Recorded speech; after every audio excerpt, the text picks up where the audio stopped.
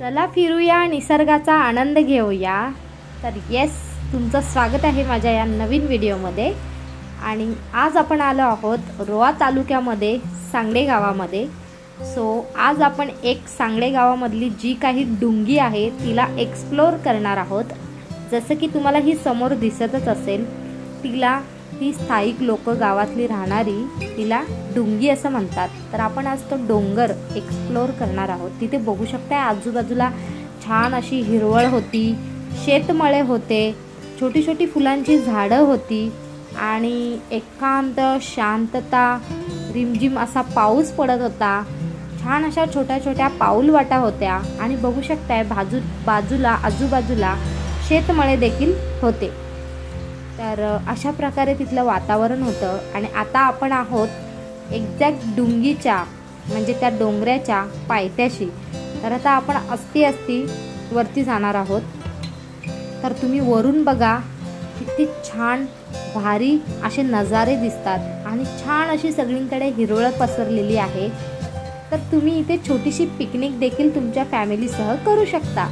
तर आता वरून एक एक नजारे बघा, किती भारी अप्रतिम डोंगर रांगा, छोटी छोटी गावं, नदी, तलाव अशा प्रकारे दिसत होतं।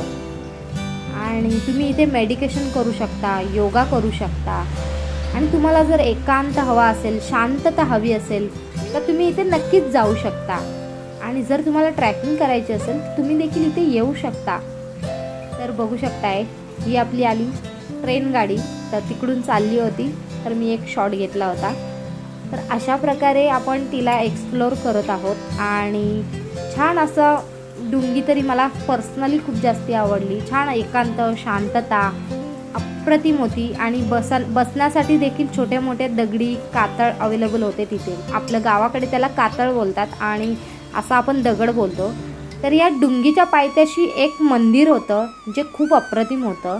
आणि ह्या ठिकाणी 5 पांडवाच्या हाताचे ठसे आहेत आणि हे खूप जुनं मंदिर आहे। गावकऱ्यांची या मंदिरावर खूप श्रद्धा आहे। आणि महाशिवरात्रीला ह्या मंदिरामध्ये आणि त्या डुंगीवरती तीर्थ निघतो। तर बघू शकता अशा प्रकारे नंदी आणि तिथं शंकराची पिंड होती। तर ओम नमः शिवाय। आणि मंदिराच्या बाहेरचं वातावरण देखील खूप भारी होतं। बसण्यासाठी मंदिरामध्ये ओटी होती। बाहेरच्या समोरच्या साईडला तुम्ही बघू शकताय एक पोल, जे काय म्हणतात खांब होता आणि त्याच्या बाजूला होती तुळस।